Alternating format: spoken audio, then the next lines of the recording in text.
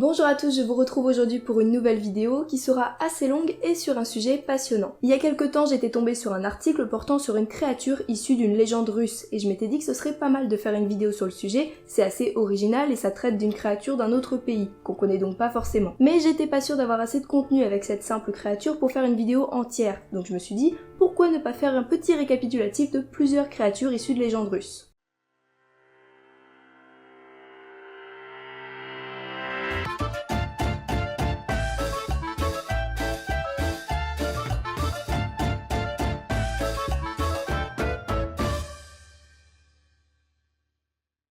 On commence avec le domovoï. Le domovoï est décrit dans les légendes russes comme étant un esprit protecteur. Sous les traits d'un vieil homme de petite taille, un peu rabougri et très poilu, le domovoï se montre rarement. C'est un être calme qui vit sous les planchers ou bien dans les greniers. Bien qu'il se montre rarement, cet être signifie sa présence en donnant des coups dans les murs ou en déplaçant des objets de la maison. Rien de bien méchant quoi. Auparavant, certains Russes faisaient des offrandes pour ces esprits protecteurs. Ils pouvaient laisser un petit peu de nourriture quelque part dans la maison, au cas où les domovoïs aient un petit creux. Avoir un domovoï à la maison, c'est plutôt bon signe. Par le biais de petites actions, ce dernier peut agir comme le gardien de la maison. Il peut par exemple arroser les plantes sans que vous vous en aperceviez, réparer ou nettoyer des objets, nourrir les animaux de la maison tout en restant très discret, évidemment. Ainsi, lors d'un déménagement, les habitants d'une maison pouvaient parfois inviter le domovoï avec eux. Et oui, qui refuserait un petit coup de main au nettoyage de la maison? Mais attention, le domovoï peut aussi être très colérique et il ne vaut mieux pas le contrarier. Si la maison n'est pas tenue en ordre, ou bien si les habitants sont trop bruyants, le domovoï le fera savoir en cassant des objets, en frappant les portes, et il pourrait même aller jusqu'à assassiner les membres de la famille dans leur sommeil. Il vaut donc mieux rester en bon terme avec lui. Kikimora, autrement appelée Shishimora, est souvent vue comme étant l'épouse du domovoï. Elle est décrite de manière tout aussi drôle comme étant une vieille femme minuscule, parfois avec des aspects du corps un petit peu grotesques, voire animaliers. Elle vivrait elle aussi sous les planchers ou bien dans les greniers. Elle pourrait provoquer des cauchemars chez les membres de la famille vivant dans la maison. Elle pourrait tourmenter les animaux, casser des objets, de la vaisselle, des meubles,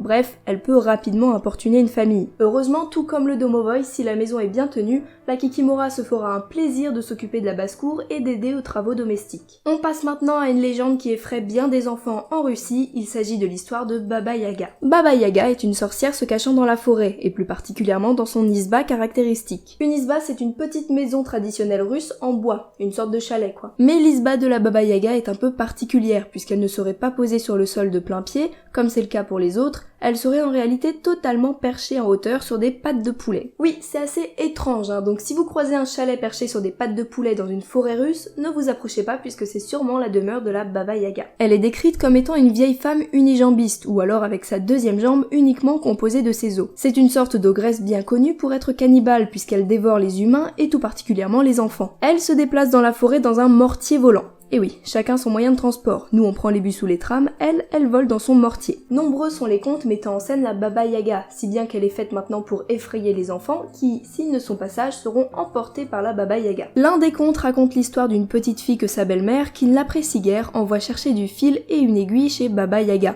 Le but étant évidemment de la faire dévorer pour s'en débarrasser. Mais la petite fille, bien assez maligne, réussit à déjouer les plans de la sorcière et parvient à s'enfuir. On peut tout de même noter que dans certains contes, la Baba Yaga aide le héros. Elle ne serait donc pas si méchante que ça dans certains cas. Il arrive parfois que les jeunes femmes qui ne sont pas mortes d'une mort naturelle deviennent ce qu'appellent les Slaves une roussalka. Une jeune femme suicidée, noyée ou emportée par une mort tout aussi violente aurait des chances de se transformer en cette créature mythique. Comparable aux sirènes, les roussalki, oui roussalki est le pluriel et une roussalka le singulier.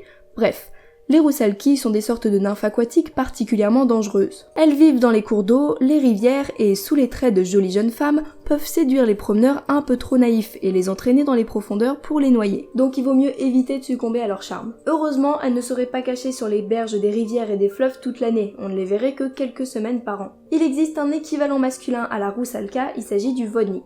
Sous les traits d'un homme à la peau verte, aux membres palmés et parfois munis d'écailles, les vodniks se tiennent sur les branches des arbres surplombant les cours d'eau. Ce sont de véritables esprits des lacs et des rivières qui, tout comme les roussalki, s'amusent à traîner les promeneurs dans les fonds marins pour les y noyer ou pour les garder en esclaves. ça dépend des fois. Seuls les pêcheurs et les meuniers ne se feraient plus embêter par ces êtres de l'eau. Ils savent que faire des offrandes aux Voynich permet de ne pas être embêtés par ces derniers. On termine avec une créature mythique du folklore slave, il s'agit du Lechi. Cet homme de grande taille et couvert de fourrure animale est le maître des créatures qu'on trouve dans les bois. Il aurait tendance à jouer de vilains tours aux promeneurs en se faisant par exemple passer pour un proche et en les perdant dans la forêt, ou alors en prétendant les guider à travers les bois alors qu'il compte les abandonner après les avoir fait tourner en rond. Au final, il joue quelques tours aux passants mais ça reste pas bien méchant, tout ce qu'il veut c'est que chacun respecte les bois et les animaux. Il se nourrit essentiellement de mousse, vit dans les bosquets et dans les troncs d'arbres creux. C'est le gardien de la forêt, il est donc particulièrement craint par les bûcherons et les chasseurs qui du coup détruisent son habitat et s'attirent ses foudres.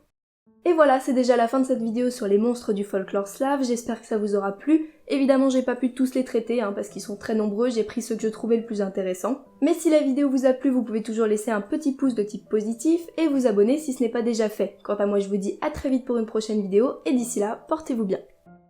On termine avec une créature mythique du folklore slave, il s'agit du Lechi.